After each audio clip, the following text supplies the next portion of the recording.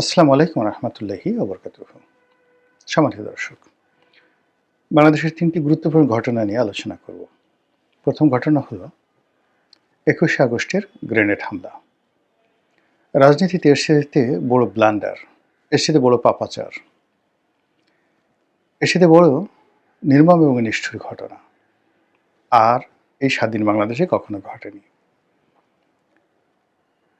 প্রকাশ্য রাজনীতি, প্রকাশ্য গণতন্ত্র, মানুষের অধিকার এবং বিরোধী দলের কথা বলার যে অধিকার, এটিকে স্তব্ধ করে দিয়ে পরিপূর্ণভাবে একটি ফ্যাসিবাদ প্রতিষ্ঠা করা, পরিপূর্ণভাবে একটি নাৎসিবাদ প্রতিষ্ঠিত করা, গণতন্ত্রের টুটি চেপে ধরে একটি একনায়কতন্ত্র প্রতিষ্ঠা করার জন্য মানুষ এই পৃথিবীতে যত নির্মম ঘটনা ঘটিয়েছে, এই নির্মম ঘটনাগুলোর মধ্যে প্রধানতম গ্লোবাল পার্সপেক্টিভে সারা দুনিয়ার বিচারে সবচেয়ে নির্মম ঘটনাগুলোর মধ্যে অন্যতম ঘটনা হলো ২১শে আগস্টের এই গ্রেনেড হামলা। আমরা জেনারেল ডায়ার অথবা মেজর ডায়ার জালিয়ানওয়ালাবাগে যে হত্যাকাণ্ড চালিয়েছিল, সেই হত্যাকাণ্ডটাও এই ২১শে আগস্টের গ্রেনেড হামলার সঙ্গে তুলনীয় নয়। আপনারা যারা জালিয়ানওয়ালাবাগের সেই হত্যাকাণ্ড সম্পর্কে জানেন এবং সেই হত্যাকাণ্ডে সারা পৃথিবী যেহেতু ওটার সঙ্গে রবীন্দ্রনাথ জড়িত হয়ে পড়েছিলেন, ওটার সঙ্গে ভারতবর্ষের কংগ্রেস জড়িত হয়ে পড়েছিল, ভারতে তখন উত্তাল ব্রিটিশ বিরোধী আন্দোলন, এর কারণে সেই জালিয়ানওয়ালাবাগের যে হত্যাকাণ্ড, সেই হত্যাকাণ্ড নিয়ে সারা পৃথিবীতে তোলপাড় হয়েছিল এবং ইতিহাসে এটি স্থান করে আছে। কিন্তু জালিয়ানওয়ালাবাগের সেই হত্যাকাণ্ডে আপনি ভিলেন খুঁজে পেয়েছিলেন যে এটি একটি সংগঠিত বাহিনীর কমান্ডে সেটা হয়েছে। কিন্তু ২১শে আগস্টের গ্রেনেড হামলার যে আততায়ী, সেই আততায়ীকে আমরা খুঁজে পাইনি।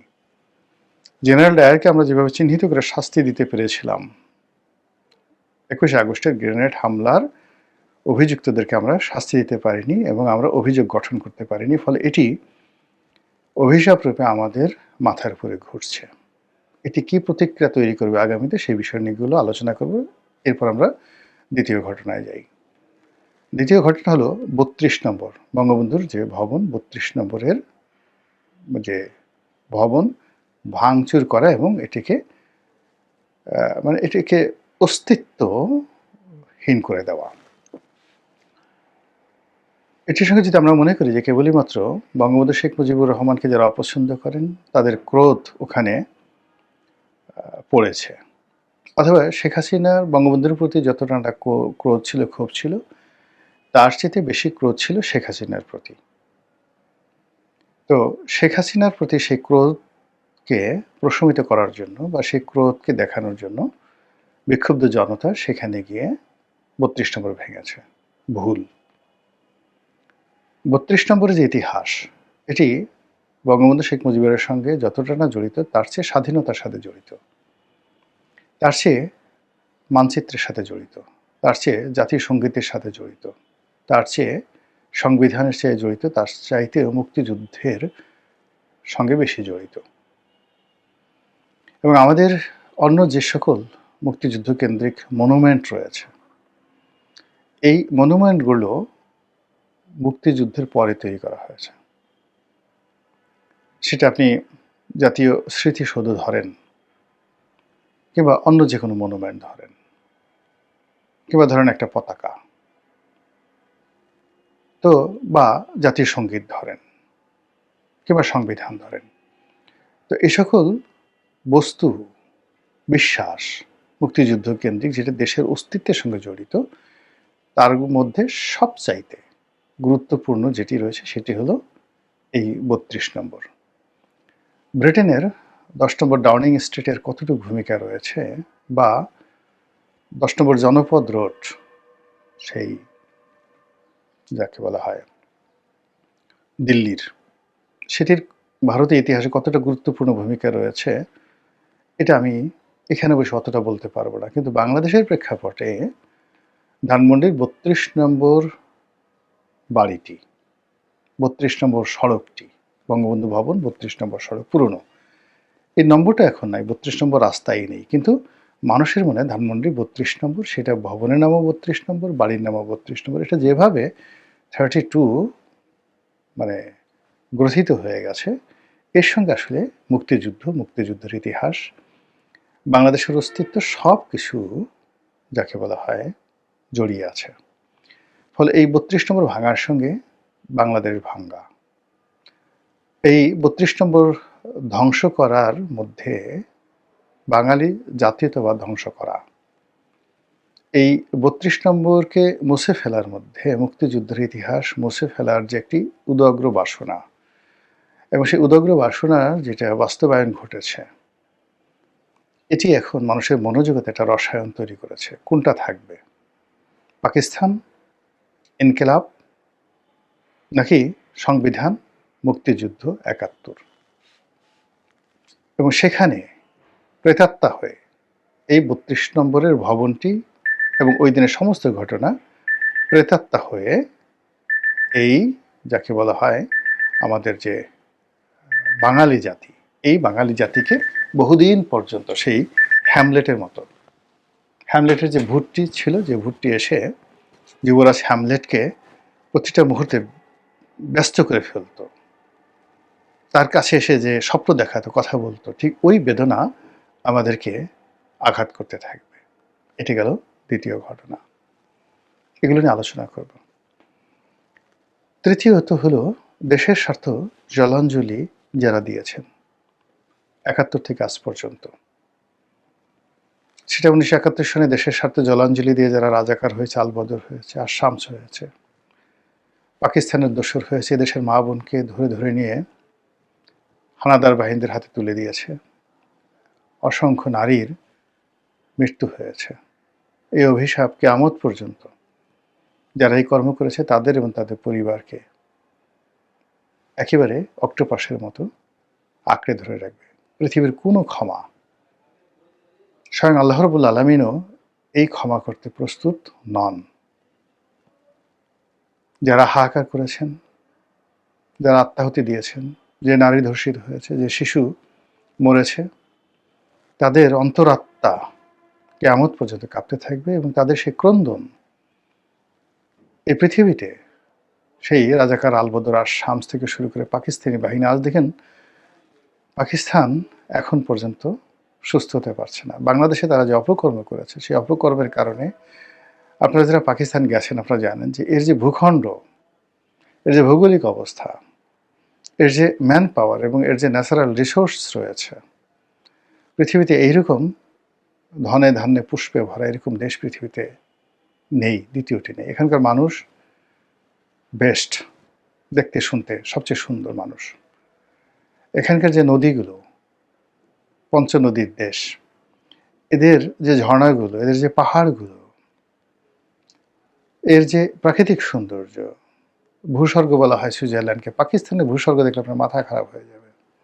এদের যে ফুড, খাবার দাবার অসাধারণ, এবং এখানে যে সভ্যতার যে ইতিহাস রয়েছে, সেই মহেঞ্জোদারো, সেই হরপ্পা, সব মিলিয়ে পাকিস্তান থাকা উচিত পৃথিবীর ১ নম্বর ধনী রাষ্ট্র, ১ নম্বর সামরিকভাবে শক্তিশালী রাষ্ট্র, সুসভ্য রাষ্ট্র।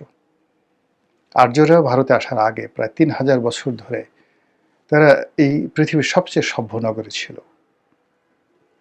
সেই পাকিস্তান এই বাংলাদেশে যে পাপাচার করেছে, সেই পাপাচারের ফলে এখনো পর্যন্ত মাথা তুলে দাঁড়াতে পারেনি। এই হলো দেশ বিক্রির বা দেশের স্বার্থের বা মানুষের যে আরতির বিরুদ্ধে যখন আপনি অমানবিক কর্মকাণ্ড করেন। আজ দেখেন চেঙ্গিস খান এত কিছু করেছে, কিন্তু মঙ্গোলিয়াতে গিয়ে দেখেন সে তার জাতিগোষ্ঠী এখনো পর্যন্ত দাঁড়াতে পারছে না।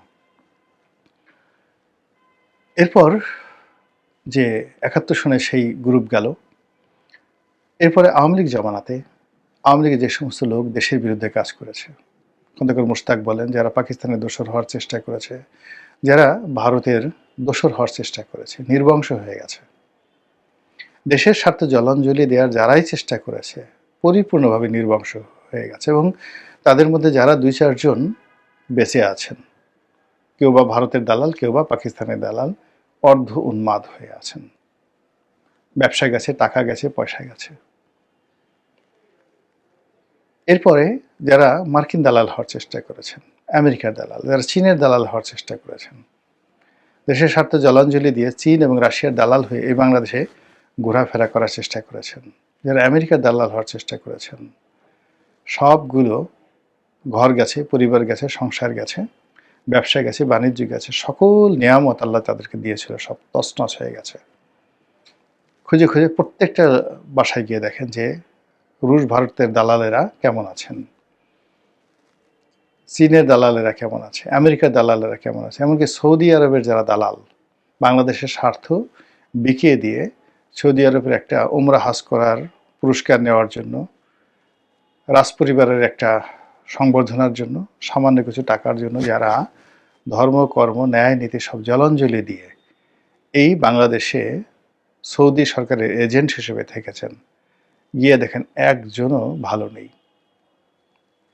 শরীর গেছে, স্বাস্থ্য গেছে, বেইজ্জতি হয়েছে, মামলা মোকদ্দমা সব কিছু, আমি নাম বললাম না। এই যে তথাকথিত হুজুর, যে দেখেন বিদেশি দালাল হুজুর যারা আছে, দেশের স্বার্থের বাইরে কাজ করলেই আল্লাহর গজব নাজিল হবে, আল্লাহর গজব নাজিল হবে। তো কাজেই আপনি বন্দর দিয়ে দেবেন,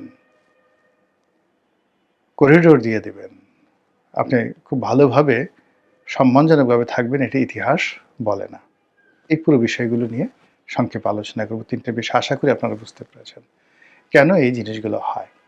অর্থাৎ এই যে রাজনীতির ময়দানের যে ফ্লো, গণতন্ত্র, এটাকে ধ্বংস করলে মানুষ কেন টিকতে পারে না? হিটলার, মুসোলিনি কেন টিকতে পারেনি? কেন এই ক্লাইভ তাকে আত্মহত্যা করতে হয়েছিল? কেন সেই মোহাম্মদ বিন তুগলক পাগল হয়ে গিয়েছিল?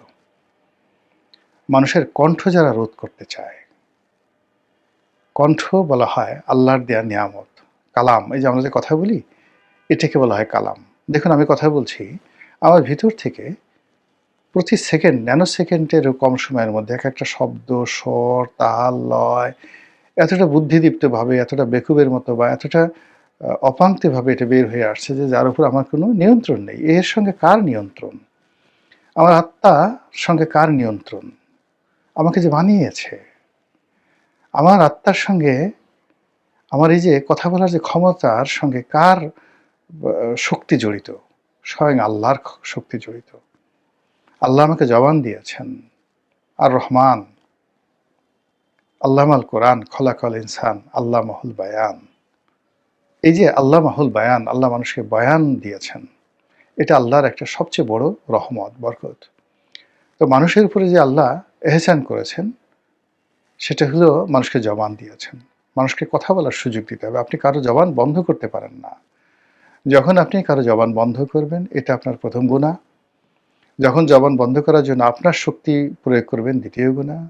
আর জবান বন্ধ করার জন্য আপনি আপনার রাষ্ট্র ক্ষমতা আপনি প্রয়োগ করবেন, তখন সরাসরি আপনি আল্লাহকে চ্যালেঞ্জ করে বসলেন। এটা কি শিরক না এটা কি? এটা একমাত্র আল্লাহ জানেন। ফলে এই যে গণতন্ত্র হরণ করার জন্য যারা বিভিন্ন সময় চেষ্টা করেছে, তাদেরকে এমন পাপে ধরেছে, নির্বংশ বলে ভুল হবে।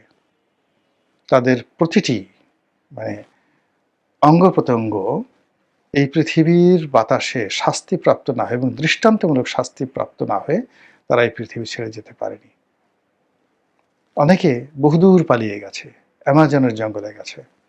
আল্লাহ তাদেরকে ঘুরিয়ে এনে আবার সেই যে জনপদে তারা অপকর্ম করেছিল, সেই জনপদে ফিরিয়ে এনেছে। এর কারণ হলো, যদি আল্লাহ এই শাস্তিগুলো না দেন, তবে প্রকৃতির আইন থাকে না। লোকজন বলবে, আরে ও তো চুরি করে ঠিকই দিব্যি আরামে মরে গেল, আল্লাহ তো তাকে কোনো শাস্তি দিল না। ও তো ডাকাতি করে মরে গেল, আল্লাহ কোনো শাস্তি দিলেন না। তাহলে আল্লাহ কিসের ন্যায় বিচারক হলেন? কাজেই বড় শাস্তি কিয়ামতের দিন হয়, কিন্তু দুনিয়াতে শাস্তি ভোগ না করে কেউ যেতে পারে না। কাজেই আপনি সেই কালামের উপর হাত দিবেন, সেই হাত আপনার থাকবে না। তো সেক্ষেত্রে 21 আগস্টের গ্রেনেড হামলা আমাদের গণতন্ত্রের উপরে, একটি সবচেয়ে বড় আঘাত। এই আঘাত যারা দিয়েছে তাদের বিচার করা প্রকৃতির জন্য ফরজে আইন, এবং এই বিচার যতদিন পর্যন্ত আমরা করতে না পারব, এ দায় আমাদের সবাইকে তাড়া করবে। আর আমরা যদি ব্যর্থ হই, প্রকৃতি নিজ হাতে এই দায় নিয়ে নেবে। ফলে এই ২১ আগস্টের গ্রেনেড হামলার জন্য আমরা সবাই, এই ঘটনার সাথে আর কত মানুষ যে জড়িয়ে গেছি, ইতিমধ্যে আমরা জড়িয়ে গেছি। আমরা যারা নাটক করেছি, আমরা যারা সিনেমা বানিয়েছি, আমরা যারা এটি নিয়ে ঠাট্টা করেছি, মশকারা করেছি, সবার উপর বা সবার চারিদিকে এই প্রকৃতির অভিশাপ ভো ভো ভো ভো করে ঘুরছে ড্রোনের মতো করে। আর সেই প্রকৃতির যে অভিশাপ কখন যে আমাদেরকে আঘাত করে, জাস্ট অপেক্ষা করেন। এ গেল ২১ আগস্ট নিয়ে। দ্বিতীয় যেটি বললাম ৩২ নম্বর। ৩২ নম্বর তো ওই যে বললাম যে ৩২ নম্বর হলো যে একটি দেশের যখন একটা অস্তিত্ব থাকে, জন্ম থাকে, আপনি যখন কোনো একটি জিনিস যিনি মানে তৈরি করেন, তো আর সেই তৈরি করা জন্মটি নিয়ে আপনি প্রশ্ন করেন, তখন যিনি ম্যানুফ্যাকচারার তার ভীষণ রকম কষ্ট লাগে। আল্লাহ রাব্বুল আলামিন শত শত বছর ধরে এমনও জাতি রয়েছে যারা ৪০০-৫০০ বছর ধরে একটু স্বাধীনতার জন্য রীতিমতো পাগলের মতো তারা লড়াই করছে, সংগ্রাম করেছে। আপনি গিয়ে দেখেন কুর্দি সম্প্রদায়, আপনি গিয়ে দেখুন বালুচ সম্প্রদায়, পাকিস্তানের বালুচ সম্প্রদায়, কিংবা ভারতের তামিলরা, শিখরা শত শত বছর ধরে এটা আলাদা রাষ্ট্রের জন্য, আলাদা জাতিগোষ্ঠীর জন্য লড়াই করছে। আল্লাহ তাদের দোয়া কবুল করেনি এখন পর্যন্ত। আর আমরা সামান্য কিছু চেষ্টা তদবিরের বিনিময়ে আল্লাহর পক্ষ থেকে একটা নিয়ামত পেলাম, একটা ভূখণ্ড পেলাম, পতাকা পেলাম, এবং আমরা একটা পরিচয় পেলাম, এবং আমাদের সেই পরিচয়টাকে এখন আমরা কলুষিত করছি। না না, আমরা তো এটা চাইনি, এটা আমাদের উপর চাপিয়ে দেওয়া হয়েছে। আল্লাহকে কে বলেছে আমাদের এটা দেওয়ার জন্য? আমরা তো পাকিস্তানের সঙ্গে থাকতে চেয়েছিলাম। ভারত চক্রান্ত না করলে কি আমরা স্বাধীন হতাম বা হতে চেয়েছিলাম? আমাদেরকে কি এইগুলো দরকার ছিল? কোনো কিছু দরকার ছিল না। ভারত কি এমনি এমনি করেছে? এই সকল কথাবার্তা বলে মূলত আল্লাহ রাব্বুল আলামিন যে এই ভূখণ্ডকে স্বাধীনতা দিলেন, তার সেই উপহারকে আমরা অপমান করছি। আর সেই অপমানের একটা, যাকে বলা হয়, মহড়া হয়ে গেল ৩২ নম্বর ভাঙার মাধ্যমে। কাজেই যিনি এই দেশটি তৈরি করে দিয়েছেন আসমানের পক্ষ থেকে, তিনি এই বিষয়ে কি করেন, তিনি যে কাউকে ছাড় দেন না, তা দেখার জন্য খুব বেশি সময় আপনাদেরকে অপেক্ষা করতে হবে না। আর সর্বশেষ যেটি বললাম যে দেশ বিক্রি, মাতৃভূমির জন্য প্রাণ দেওয়া শহীদি মর্যাদা, মাতৃভূমির জন্য পাহারা দেওয়া, এর সাথে পবিত্র দায়িত্ব আর নেই। আর সেই মাতৃভূমিকে বিদেশিদের হাতে তুলে দেওয়া, নিজের কন্যা, নিজের স্ত্রী, নিজের মা, এদেরকে সেই হানাদারদের কোলে তুলে দেওয়া, দাসী হিসেবে বিক্রি করে দেওয়া, যে নির্মমতা, ঠিক সেরকম নির্মমতা হলো দেশকে যদি কেউ বিক্রি করে